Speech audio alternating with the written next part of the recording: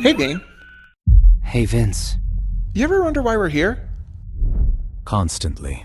Cosmic accident. Simulation. Some grand purpose will never fully... No, like why we're sitting here in front of a whiteboard recording. Oh. Parallax. Oh, yeah. That's why we're here.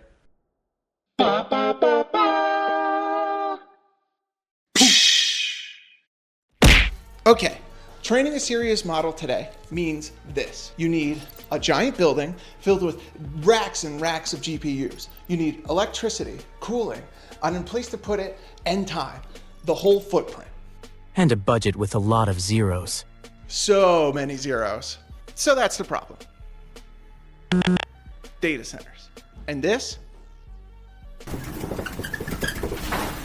is the fix. Here's the core idea. We have Chutes. Chutes is already serving inference across a decentralized network of GPUs, literally across the planet. Open models, billions of tokens a day. Parallax, though, on the other hand, is on the model training side of things. It can take advantage of that same decentralized network of GPUs for training. But it doesn't necessarily mean that you need an entire data center or that you need all of these gigantic GPUs. It's actually pretty wild what it can run on. And here's what gets me. The hardware needed is not exotic. We're talking regular machines like gaming PCs, Mac Minis, and MacBooks, all coming together to do a piece of the work.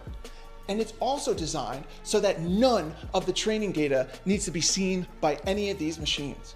We're talking low power machines all coming together to do something real. That's what makes Parallax different. This isn't even a theory.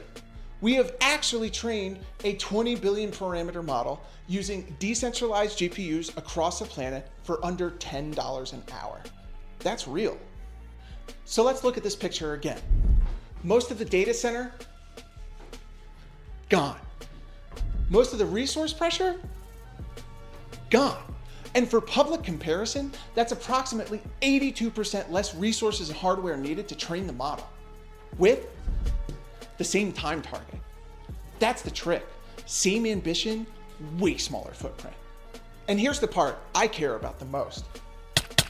Giant data centers aren't just expensive. It's power, water, and land.